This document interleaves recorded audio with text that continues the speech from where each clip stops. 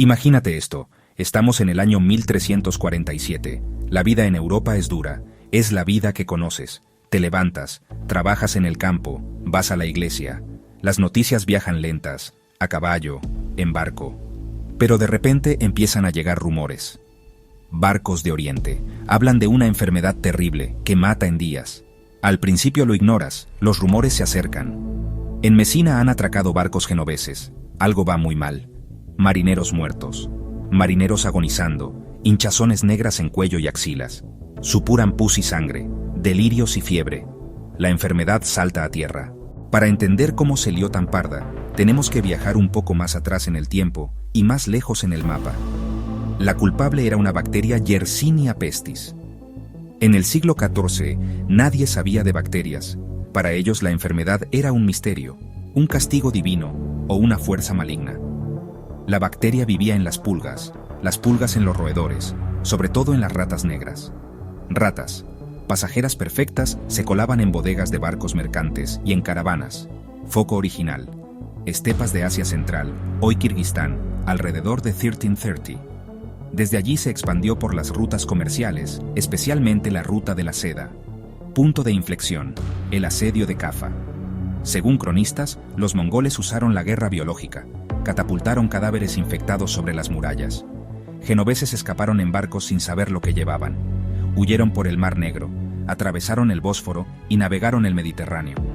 Cuando la peste llegó a una ciudad, la vida se transformaba en una auténtica película de supervivencia. Al principio, la gente intentaba seguir con su rutina, pero el miedo era como una niebla espesa que lo cubría todo. Imagina salir a la calle y ver carros llenos de cadáveres apilados. Hombres con la cara cubierta que gritaban: «¡Saquen a sus muertos!». Los vecinos que ayer te saludaban, hoy ya no estaban. El sonido constante de las campanas de las iglesias tocando a muerto se convertía en la banda sonora de tu día. El aire olía a enfermedad, a muerte y al humo de las hogueras donde se quemaban pertenencias.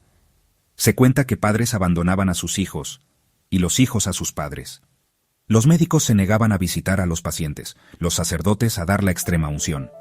Las casas de los infectados eran marcadas con una cruz roja en la puerta y, a menudo, tapiadas con la familia entera dentro.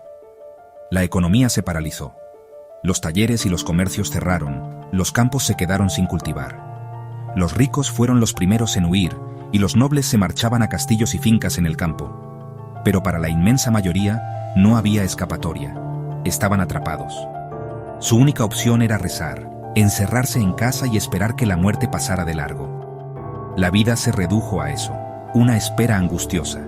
Los síntomas de la peste negra eran horribles y aterradores, algo sacado de las peores pesadillas. La forma más común era la peste bubónica. Todo empezaba con fiebre alta, escalofríos, un malestar general, como una gripe muy fuerte. Pero al poco tiempo aparecía el signo más temido: los bubones. Hinchazones del tamaño de un huevo o una manzana, se llenaban de pus y sangre. La muerte solía llegar en 3 a 5 días. Podías acostarte sano y no despertar a la mañana siguiente. Pero había otras formas de la enfermedad. Peste neumónica.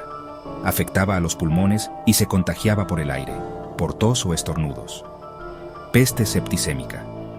La bacteria invadía el torrente sanguíneo y la persona moría en cuestión de horas. Ante esto, el pánico se apoderó de la gente. Con el pánico vinieron supersticiones y búsqueda de explicaciones. La ciencia médica era limitada. La mayoría recurrió a la religión. Procesiones masivas de penitentes recorrían las ciudades rezando. Irónicamente, esas aglomeraciones ayudaron a propagar la plaga. Otras teorías: miasma o alineación de los planetas. Se quemaban hierbas aromáticas y maderas para purificar el aire. Otros buscaron culpables humanos. En muchos lugares culparon a las comunidades judías. Rumores de envenenar pozos desataron violencia y masacres. Los intentos por controlar la plaga fueron, en su mayoría, un cúmulo de desesperación, ignorancia, medidas que hoy nos parecerían absurdas. Sus conocimientos se basaban en las teorías de los antiguos griegos, como la de los 4 humores del cuerpo: sangre, flema, bilis amarilla y bilis negra. Por eso, los tratamientos más comunes eran las sangrías. También usaban sanguijuelas. Obviamente, esto solo debilitaba más a los enfermos y aceleraba su muerte. Otra práctica común era intentar abrir y drenar los bubones. Los médicos, o a veces simples barberos que hacían de cirujanos, cortaban las hinchazones para que saliera el pus.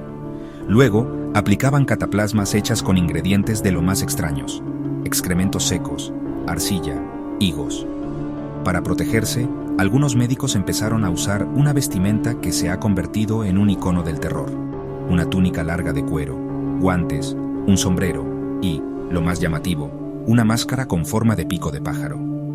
Dentro del pico ponían hierbas aromáticas, especias y paja, pensando que eso filtraría el aire malo o miasma.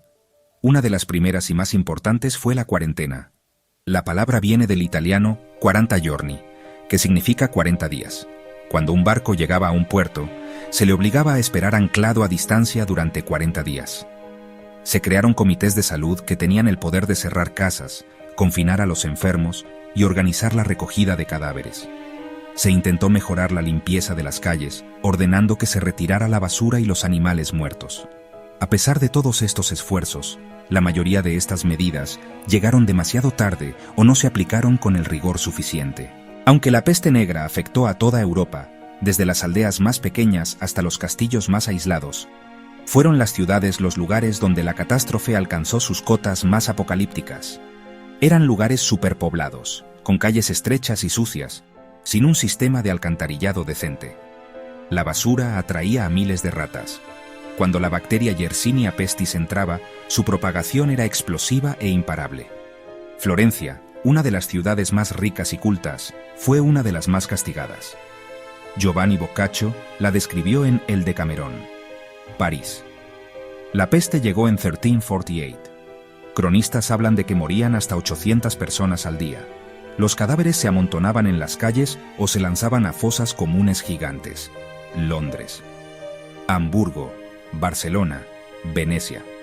En Aviñón, la mortalidad fue tan alta que el Papa Clemente VI consagró el Ródano para arrojar cuerpos al agua.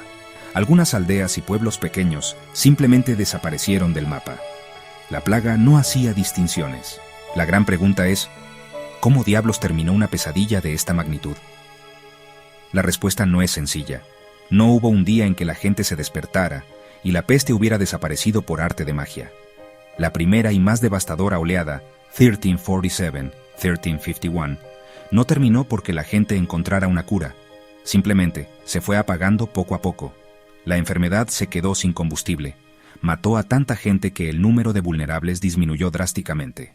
En muchas zonas, los sobrevivientes pudieron desarrollar inmunidad.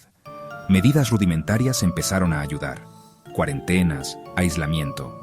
Venecia creó lazaretos. Viajeros y tripulaciones esperaban aislamiento allí. La peste negra no desapareció para siempre en 1351. La tormenta principal amainó, pero la enfermedad se volvió endémica con brotes recurrentes. Una teoría sugiere un cambio en el ecosistema de roedores. Rattus rattus fue desplazada por Rattus norvegicus, que vive en alcantarillas y tiene menos contacto directo con humanos. Ese cambio pudo romper el ciclo de transmisión de la pulga al ser humano. Pero el fin definitivo vino por una mezcla de inmunidad, medidas públicas y cambios ambientales. Cuando el polvo finalmente se asentó, Europa era un continente transformado. La peste negra no solo había matado a millones de personas, sino que había demolido las estructuras sociales, económicas y religiosas. Una de las consecuencias más inmediatas y profundas fue el colapso del sistema feudal. De repente, una escasez brutal de trabajadores. Los campesinos y artesanos supervivientes se encontraron en una posición de poder. Podían exigir salarios más altos, mejores condiciones, su libertad. Esto provocó una crisis tremenda para la nobleza. Intentaron aprobar leyes para fijar los salarios a los niveles anteriores a la plaga, pero fue inútil. El poder había empezado a pasar de los señores a la gente común. Fue el principio del fin del feudalismo. La Iglesia Católica sufrió un golpe tremendo. Sacerdotes murieron y muchos huyeron. La gente empezó a cuestionar a la Iglesia y surgieron movimientos religiosos personales y místicos, semillas de desconfianza que llevaron a la reforma de Martín Lutero. Al cambiar la mentalidad de la gente, ayudó a encender la chispa del Renacimiento, la omnipresencia de la muerte en el arte y la literatura, Danza de la Muerte. Fue uno de los capítulos más oscuros y brutales de la historia humana. En resumen, la peste negra fue mucho más que una simple enfermedad. Fue un cataclismo, un reinicio forzoso para el continente europeo. Imagina un incendio forestal que arrasa con todo, dejando solo cenizas y desolación.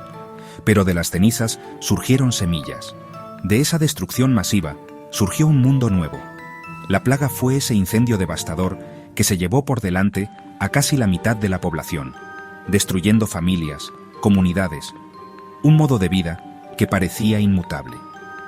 La sombra de la muerte que cubrió Europa entre 1347 y 1351 dejó cicatrices profundas que tardaron siglos en sanar. El miedo, el dolor y la pérdida marcaron a generaciones enteras. Vimos cómo la sociedad se fracturó y cómo la ignorancia llevó a buscar chivos expiatorios. Es la prueba de que incluso las peores catástrofes pueden ser un motor de cambio.